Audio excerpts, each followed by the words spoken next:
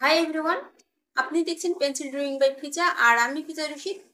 আজকের ভিডিওতে আমি শেয়ার করব ড্রয়িং শেখার জন্য কিভাবে একটা সহজ কিন্তু কার্যকর ডেইলি রুটিন বানাতে পারবেন।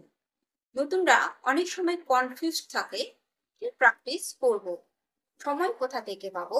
এই ভিডিও শেষে আপনি পেয়ে যাবেন একটা ফলো করার মতো ডেইলি প্ল্যান।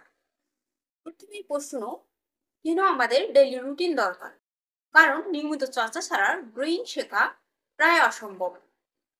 একদিন অনেক প্র্যাকটিস করে তারপর কয়েকদিন কিছু না করা, এতে আগানো যায় না।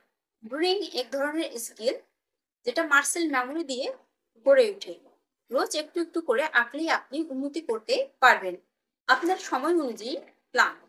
নতুনদের জন্য আমি 3 ধরনের টাইম প্ল্যান সাজিয়েছি।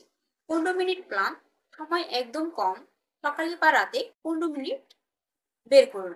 5 minute basic shade practice, 5 minute light and shadow sketch, 5 minute random object যেমন কাক, কলম, ফল আঁকা। 30 minute plan, 10 minute basic line ও শেড, 10 মিনিট কোনো ফটো রেফারেন্স থেকে আঁকা, 10 মিনিট শেডিং বা ব্লেন্ডিং প্র্যাকটিস।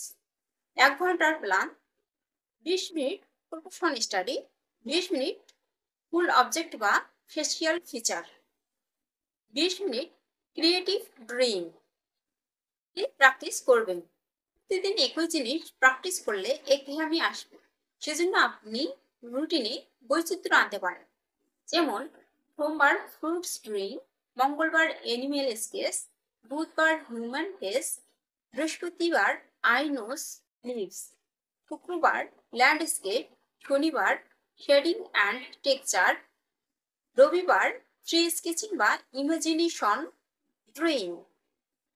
কিছু মোটিভেশনাল টিপস, স্কেচবুক রাখুন যেটা শুধু প্র্যাকটিসের জন্য। তারিখ লিখে রাখুন যাতে উন্নতি দেখতে পারেন। নিজেকে কম্পেয়ার না করে নিজের আগের কাজের সাথে তুলনা করুন। সোশ্যাল মিডিয়াতে প্রোগ্রেস শেয়ার করলে নিজেকে উৎসাহিত করা যায়।